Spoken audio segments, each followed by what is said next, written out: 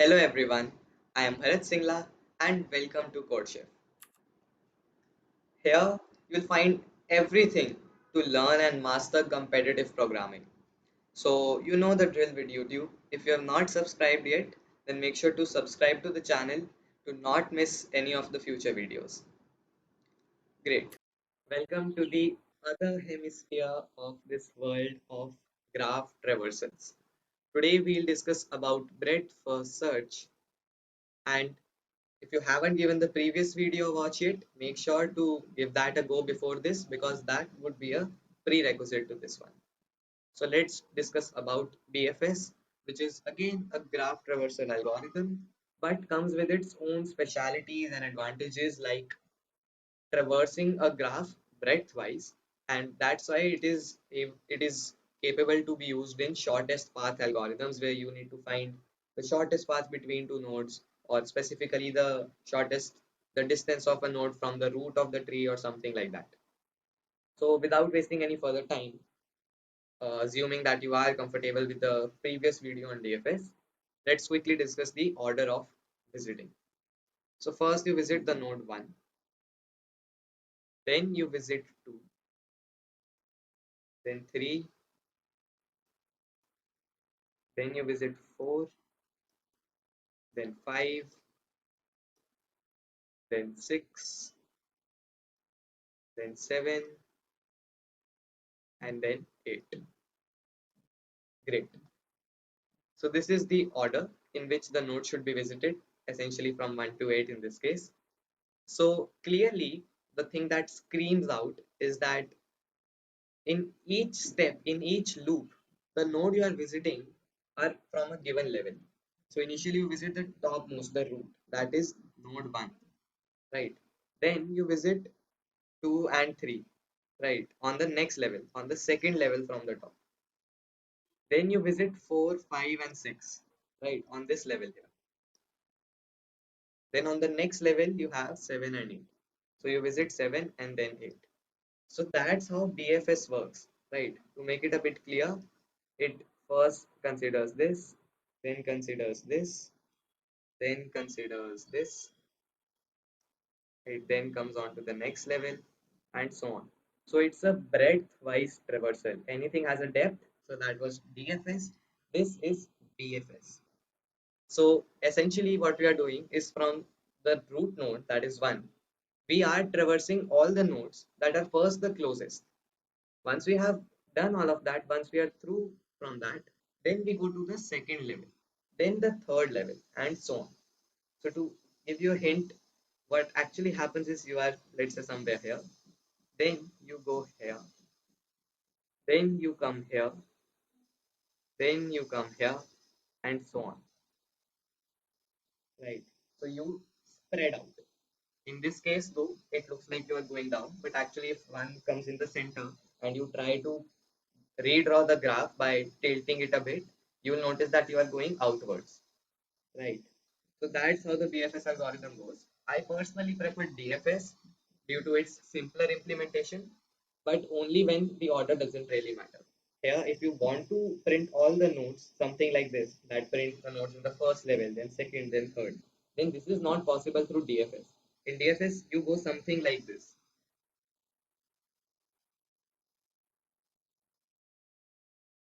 right?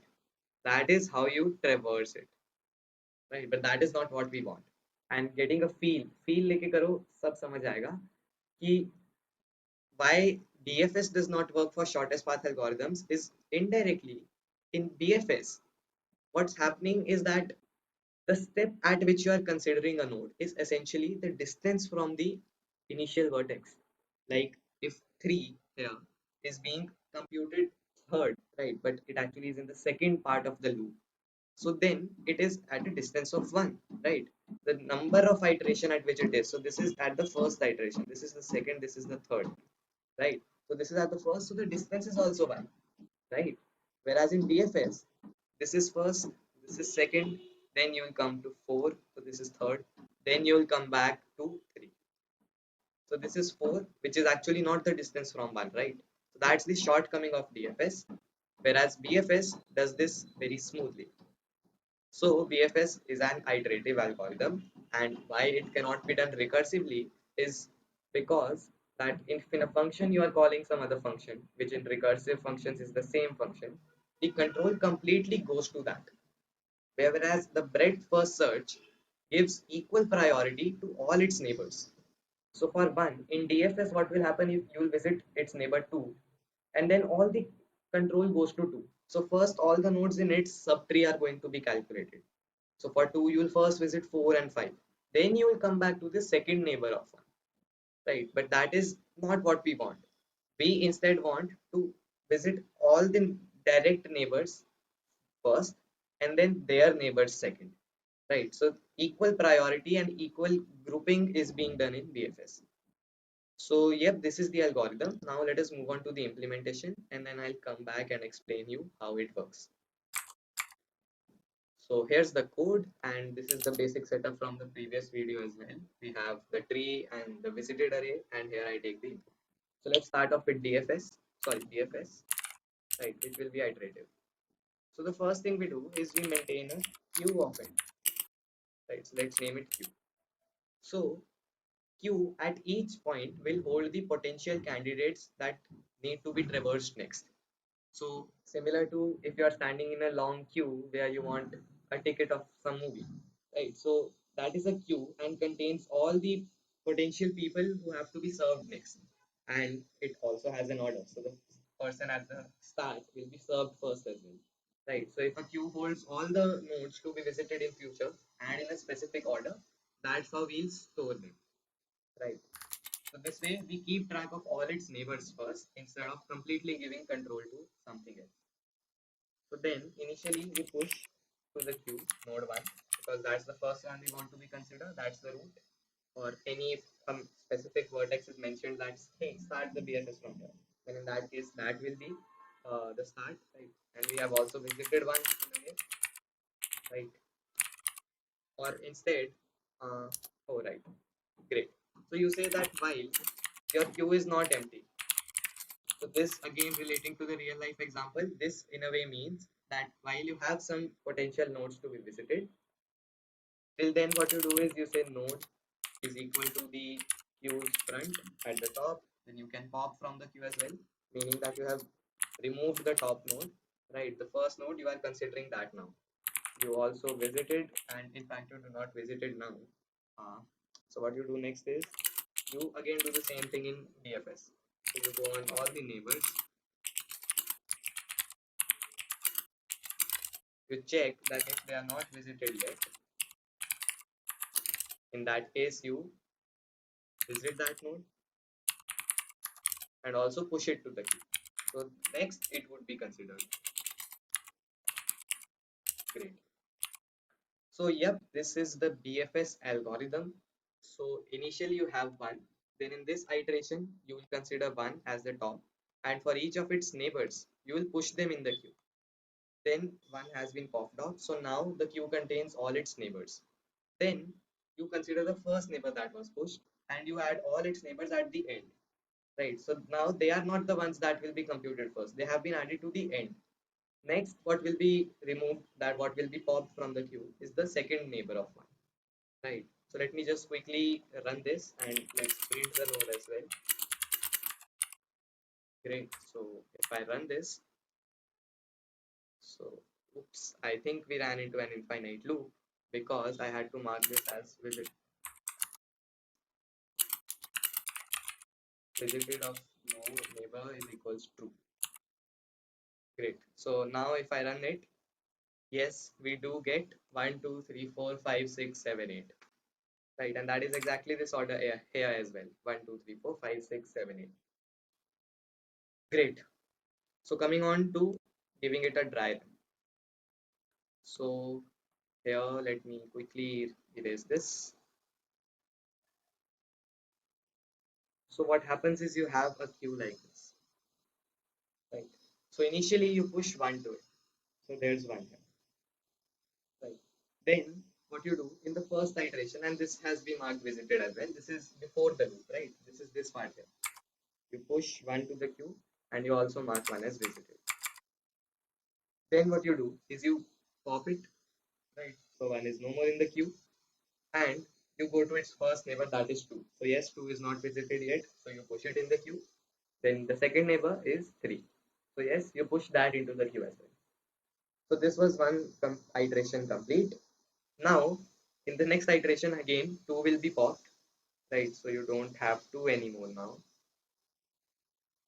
And then what you'll do is so what all the nodes that have been visited yet are 1, 2, right? And then you go on 2's neighbors. So 1 is also a neighbor of 2, right? But 1 has already been visited. So instead we go to 4. So we push 4 to the queue. Great. And then I also push 5 to the queue. So this way, one iteration completes again. So in the next iteration, 3 is at the front of the queue. So 3 gets popped, right? And 3 we have visited. Then for 3, the neighbors are 1, which is already visited, and 6. So we push 6 in the queue. Great. So again, one iteration has completed. And in the next iteration, we'll pop off 4 because it is at the start. Right, so 4 is being popped off. 4 only has one neighbor, that is 2, which has been visited already as well. So nothing really happens. All you do is you print 4 here. Next is in our list 5. So 5 is popped, and 5 is 5's neighbor are being considered, which again is only 2. Right, so again nothing really happens, and no pushing into the queue. And then in the next iteration, 6 is popped. Right, so 6 here is popped. Its neighbor 3 has been considered, but 7 will be pushed, and then 8 will also be pushed. Great. So the next iteration again, queue is not empty yet, right? So it will consider the top of the queue, that was 7, and for 7 its neighbor is a 6, which is already visited, so nothing happens. And again in the next iteration, 8 is popped off, right? And 8 has no neighbors, right? So here we stop, and as you can notice, there are no potential candidates left because we have visited all of them. So this way, once you reach the last node whose all the neighbors have already been visited and the queue becomes empty, we exit from this queue. Great. So that's how we get this output. And that is all for the breadth first search algorithms implementation as well as the idea. Now, one thing I would like to mention though is if you convert this to a stack, right, you could also change the names here, but and this then would become, I guess, top, right? So this now becomes, if I run this, so this now becomes, uh, I'm sure I have made some mistake here, right? But this becomes 13687, 13687, right? Great. So this is like BFS only. It's just that it has kind of inverted it, maybe because it's considering 3 as the neighbor before. So you visit 1, then 3, then 6, then 8, and then 7, 2, 5, 4. Right. So this is 1, 3, 6, 8, then 7, then 2, then 5, then 4, and this is nothing but DFS, right? So because queue and stack are completely opposite, as soon as a neighbor is pushed into a stack, in the next iteration, because of LIFO principle of stack, that is popped, right? So again, it keeps on going into the depth. So this is the iterative version of DFS. Although this isn't that comfortable to code, right? So I've always stick to recursive implementation of DFS and iterative for DFS. And note, DFS cannot be done recursively. Great. So this is the algorithm. If you learned something new and have smoothly followed along till here, then make sure to hit a like to the video as a token of appreciation for me, and also share it with all your friends. And congratulations for mastering such an important DSA. In fact, the most important DSA. Any YouTuber you ask, any random guy that give me some advice on which topics to learn, he will say DP graphs. And for them, it is the end of the world. But in a way, they are correct as well because they actually are the most important, even in the perspective of interview preparation. So, congratulations, give a pat to yourself on the back. This is Bharat Singla from CodeChef signing off, and I will see you next time.